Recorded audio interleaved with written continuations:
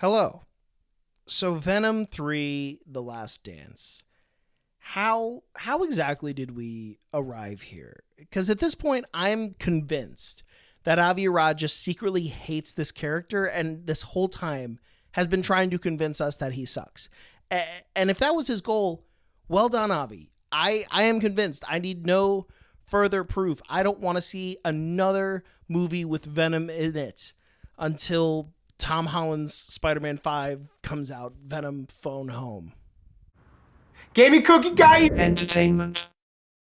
So as you could probably tell from that intro, I am not like the biggest fan of Venom: The Last Dance, nor have I been a really big fan of any of the movies in this Venom trilogy. Like, the best thing I could say about all of them consistently is that they have all been short, and yet somehow they have progressively gotten worse. I am still like just reeling, just baffled by this movie. Like, is this really how they wanted to cap off their trilogy? Did anyone think this through? Am I supposed to believe that Null was the big bad for the behind the scenes this whole time for the three movies? This is what this has been leading up to. I'll tell you who doesn't seem to think so is this movie, because the actual bad guy in this movie are a bunch of mindless symbiote hunters. Like, woohoo, I can't wait to buy the Xenophage pop figures alongside, like, who I think was supposed to be Toxin. So yeah, I am sorry if you liked this movie, but similar to the other Spum character movies, I don't even know where to start with this one in approaching a rewrite. I'm going to take this thing to basics. Back to formula. I'm going to start with my objectives, what I think this movie should be accomplishing, and work backwards from there. So what should a third movie in the Venom franchise look like? Well, number one, it should be a nice send-off for our character. It should conclude their arc. And I suppose our original movie does kind of do that, although it feels a bit shallow to me. But yes, Venom, by the end of the movie, is done. Number two, it should build upon our last movies, or at the very least, it should be a natural heightening of those movies. Even if they aren't all directly connected, you should feel a building energy throughout all three. And this is the area that I really think The Last Dance just fell flat in. Not only was the final villain not connected to the other two movies, but like I said, he wasn't directly involved in the conflict at all, sending his mindless lackeys in a fight that did not at all feel thrilling or satisfying, at least to me. And that brings me to what I feel like shouldn't be a requirement, but kind of is in this modern age. It should leave the door open for sequels. And yes, this movie did that. It had Null monologue several times to, I guess, us, the audience, about how he's going to come back and fulfill his master plan. But that just reduces this movie to like a filler episode in Null's big story. That doesn't make sense. Like, why are we doing that? Let's leave the door open in some better ways than that. Like, sorry if I'm not lining up on day one to watch the Null versus Scorn movie. I guess that's what they're setting up next. So without further ado, let's jump into my version of Venom: The Last Dance. We're still going to start in Mexico, and we can pretty much keep everything from the beginning right up until after the end of the dog kennel fight scene. Hola, bitches. So in this scene, it's going to be Eddie and Venom suddenly getting flashes of Clintar and hearing the voice of our antagonist, Null. Null is still going to be the antagonist of movie, and he is saying that his time for freedom is drawing near, and this scares the hell out of Venom. And so we get some pretty heavy-handed exposition as Venom explains to Eddie that what they saw very briefly while they were fully suited as Venom is the symbiote hive mind. They were fully connected. And Venom kind of shows Eddie the whole history of the symbiotes, how they were created by Null, and they were all connected through one hive mind until the first and most powerful symbiote, All Black, revolted and severed the hive mind connection and trapped Null in Clintar. So that means if Null's able to bypass all black and start reconnecting that hive mind, it must mean that there is a new symbiote that has been born that can surpass all black's power. And who can that be? What new symbiote might have spawned? Well, we saw at the end of last movie, this is Toxin. This is the offspring of Carnage, making it the grandson of Venom. This is this new powerful symbiote threat that Null's going to try and use to free himself. I hope you're with me so far, because that was a lot of exposition. So basically, I want Toxin to be the focal point of this movie, and I'm really surprised that's not the direction they went in originally anyway. Toxin just seems like a very logical next step for these movies. So I want Toxin to be Null's avatar on Earth. So we're going to get more of a personal connection with Null through Toxin. And one thing I am going to lift from the original movie, because I like the concept and the action that it caused, the unique conflict that they had to resolve, that being that Eddie could not go full out Venom. In the original movie, it was because they would form the Codex. In this one, it's going to be that whenever Venom fully engulfs Eddie, how do I say that? Whenever he goes full Venom, that's when they're going to be most susceptible to being taken over by the symbiote hive mind. So this is the goal for our heroes. They have limited access to their powers, and yet they need to find this incredibly powerful new symbiote threat and sever him from the hive mind or kill him.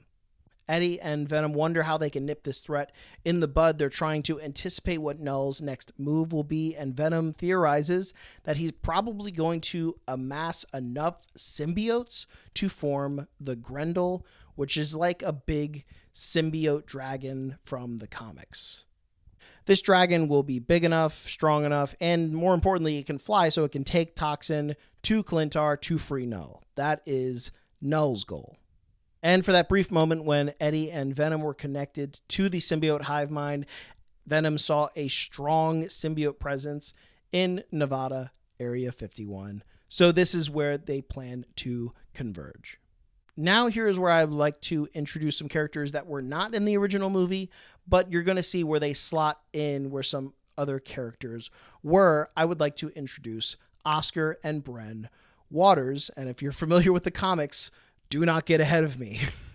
The Waterses will be my stand-in for that family that Eddie hitchhikes with on his way to Area 51, because honestly, those moments between Eddie and this family in the camper, they are some of my favorites in the movie. They bring such a humanity. They ground this story as Eddie wonders what his life could have been like if it wasn't shaken up by Venom, if he had a chance to just settle down, maybe have some kids with Anne.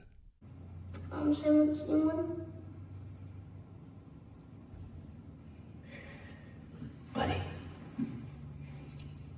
aliens are not real. Okay? Promise.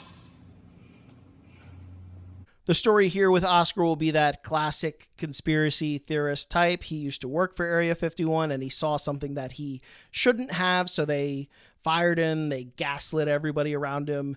They basically ostracized him into thinking Oscar's just some crazy old man. So Oscar wants to prove to himself that what he saw was real, and he also wants to prove to his son that he doesn't have a madman for a father.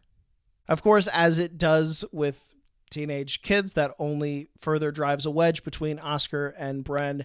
And so while Eddie is wondering like what his life could have been like with a normal son, a normal life, Bren is also kind of wondering what his life could have been like with a normal father. And though he's wrong, he sees Eddie as that stable father figure that he could have had. Meanwhile, so this entire middle section of the movie just isn't like a snooze fest of family road trip time. We could throw in a scene or two of Toxin under the mind control of Null, like hitting some other facilities across the country with symbiotes and starting to form like a little baby Grendel, and maybe throw in a scene of Patrick Mulligan convening with Null through that hive mind connection, get to learn a little bit more about Null, get to learn a little bit more about Patrick and their struggle for the control of Toxin. The important thing is we are going to build up to this big fight, this big action scene at Area 51, Venom versus Toxin. All the while, Venom is trying to appeal to Patrick Mulligan, who he sees within the Beast, while the Grendel in the background, this small symbiote dragon, is just wrecking through the lab, trying to find its way to more symbiotes to amass more power. Eddie sees this flicker of light and life still within Toxin, and so Eddie decides to risk it all and try and help him from within. So Eddie goes full Venom after fighting with, only kicks and punches. I don't know what Venom could do without going full Venom. But he does go full Venom. He allows the hive mind to take him. So now we get a scene on Clintar between Eddie, Venom, Null, Patrick, and kind of an infant Toxin who doesn't quite know what his place in all of this is. Of course, we know that this is all happening in the mind, but we're going to physically represent this scene happening on Clintar. And I always think it's fun to have like Venom and Eddie as separate characters being able to interact and have a fight scene between all 5 of them. And it will be during this fight scene within the mindscape set on Clintar that Patrick Mulligan is going to make the sacrifice play. He is going to spend his life to sever the connection between Null and Toxin, and therefore sever it between Null and all other symbiotes. Now, how exactly does Patrick Mulligan sacrificing his life sever the symbiote hive mind? I'm so glad you asked, because I too struggled with that question, and I don't have like a satisfying answer. So if you have any ideas, this is the first time I've done this, please leave them in the comments. I really want to know. Like, of course, I have some ideas for this, but I'm really curious if you have any better suggestions for how this would work. Either way, Null is going to give one last hearty Andy Serkis, you haven't seen the last of me, because we got to save him for the next movie. Like, we got to use him here, and we're going to see him be another threat in the next movie. Like, we can do both. Now, at this point, Venom is free to be Venom again, and Toxin bonds with the nearest compatible host, this being the young Bren Waters. But even though this seems like problem solved, like the Null problem has been solved, there's not an issue of him getting free now at this point, but there is the issue of a rampaging symbiote dragon that is now, while they were doing their whole mind fight, it's amassed full power. It is now fully a symbiote dragon. It is complete, but it is now mindless, being severed from that connection. So it's kind of just on a rampage. So they strategize, and like one of my biggest issues with these movies is it seems like Venom doesn't have an issue with noise. Like that scene of Venom in the nightclub just breaks my brain, because I'm like, how can you deal with all that? But they're actually going to use that here. They're going to say, what is the most loudest, obnoxious, vibration heaviest place, because they don't really have access to just pure a fireball in this place, but noise. They can get noise. Where is that source of noise? Las Vegas, baby. That's right. We're setting our final fight scene in Las Vegas, because I think that's dope. It is Bren's job as Toxin to kind of lead and guide the dragon to the direction of Las Vegas, and it's going to be Eddie that jumps ahead, runs ahead, and tries to clear as many civilians as possible while looking for a suitable place to trap the Beast. And if we want to, even though it's a little dumb still, here's where we can do the last dance, like the actual dance that Venom does in the movie. It really annoyed me in the original because it just needlessly risked like everybody's lives when they form the Codex. But now there's no more risk of going Venom. He can enjoy this last dance as they prepare for this final battle. I think that is a little more reasonable. And here we go. Like, load the fists, get ready. This is our final action scene.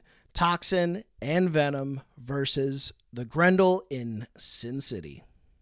And it's hard to describe a fight scene, so do me a favor and just like picture the most epic symbiote fight scene you've ever seen and just multiply that by 2. That's exactly what it looked like. But despite Toxin and Venom fighting their absolute hardest and setting what they think is the perfect trap against the Grendel. You know the scene I'm talking about, the one where like the dust cloud goes up. Bren in his youthful ignorance is like, we got him. And Venom's like, oh, I don't think we did. It really seems like at this point, nothing is going to take down this beast, this mindless symbiote rage monster.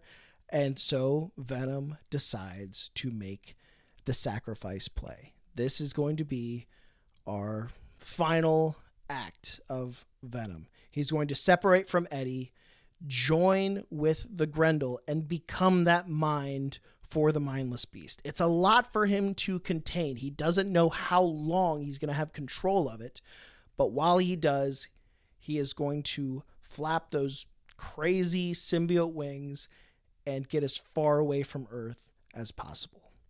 After one last goodbye to Eddie, and after passing the torch of Lethal Protector on to Toxin, Venom flies away, leaving Eddie to train his now kind of like a surrogate son, Bren. Because, oh yeah, like at some point during this movie, Oscar's gonna die. I don't know if he's gonna die in Area 51 or Vegas. It doesn't really matter. But yeah, we can't really have Oscar hanging around while Eddie's training his kid. And we can't have like a superhero origin without him watching his parent die. So there we go. And so that is my best attempt at a rewrite for Venom: The Last Dance. And so let's take a moment to review and see how I did. 1, does it send off our main character and leave them in a decent place? I think it does. And it does this very similarly to the first one, with Venom disappearing. He died in the original. He's leaving Earth in this one. And with Eddie kind of trying to turn over a new leaf and start a new life, I like the surrogate son aspect of my version. So I'm going to give myself the win here. Number 2, does it build upon and or heighten the last movies? I think so. I think Toxin, again, I don't know why they didn't lean more into this character in the original. This is the grandson of Venom, the son of Carnage. Toxin does not appear without this progression of movies. And so making Toxin the focal point just seems to make sense for me. And how do you go bigger than a symbiote dragon? So I think we kind of got both. I think so. And finally, number 3, did we leave the door open for more? Absolutely. Like we literally did the passing of the torch from Eddie to Bren, and like who knows what Venom is up to. I intentionally left that vague. Like he could leave the Earth and fly directly into the sun, killing the Grendel, killing himself, or the Grendel could take over control, go back to free Null. Who knows what happens to Venom at that point? Like that is still wide open, but I think still a satisfying conclusion. But please, I want to turn it over to you. I really want to know what you think. Like genuinely, more than some of my other videos, I really want to know what you think. Did you like Venom: The Last Dance as written? I know I kind of crapped on it. I can't say it's the worst movie in the world though. Like it's got some redeeming qualities. It's got some good parts in there. So if you liked the movie as a whole, I can't fault you for that. And I kind of want to know why you liked it as it was. So please let me know if you like the original. Let me know if you like my changes or if you have any of your own that you would have made. I'll be honest, this was a fun video to write and make, but it also kind of broke me. And so in a way, I am far more sympathetic to the writers of this movie now than I was before. Like now that I've kind of joined them in this process, I feel for them. Please remember to like this video if you did like it and subscribe for more. We will see you in the next one. We're Venom. We're Venom. We're Venom.